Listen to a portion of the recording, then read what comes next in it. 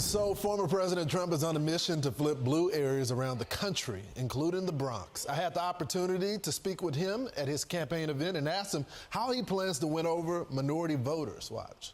I did criminal justice reform at a level that nobody thought was possible to get. And I did that largely for the Black and Hispanic community. They're the ones that wanted it. And it's probably maybe the best economic development package ever for African Americans, for Hispanic Americans, Asian Americans. We did a lot of things that people couldn't believe we were able to get done. Here to discuss is President and CEO of Job Creators Network, Alfredo Ortiz. So, Alfredo, when you look at this big event yesterday and you look at the state of the economy, when I talked with folks yesterday, and we got a wall right here, Biden inflation, you can see exactly how it's impacting the country. When I talk with people, the number one issue they say they're voting for Trump or changing their vote is the economy. Yeah, Lawrence, that's absolutely right. Look, I mean, Donald Trump is a known commodity, right, with the Hispanic community, with the Black community, the Asian community, just pretty much like he said.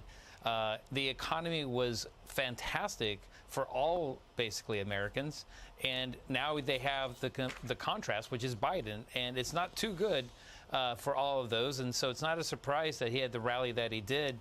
But you actually, at the top of the hour, asked a very good question, which is how are they going to convert, how is he going to convert that enthusiasm into votes? And I think that's what our coalition, the Hispanic Vote Coalition, comes in, because we want to make sure we have the right message and the right messengers to deliver the message to persuade them to actually vote on election day. Let's dig into that, Alfredo, because I want to explore that. But when you look at the key groups, let's go to Black voters in the comparison to 2020. So in 2020, you had 79%.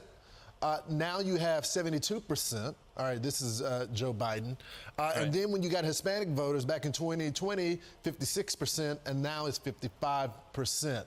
So when you're going out there, how do you make that pitch to the voting public? I mean, it was great yesterday because you saw the show of force. You see the interest. You got the people that are saying that they're going to vote for the president, the former president, I'm sorry. How do you get those people to the polls, though?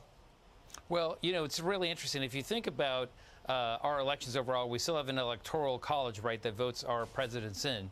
And so from that perspective, if you look, for example, at 4 swing states, if you look at Arizona, Nevada, Wisconsin, and Georgia, and they'll look at 4 particular counties within that, Maricopa in Arizona, Clark County in Nevada, Milwaukee County in Wisconsin, and then Gwinnett County in Georgia, right?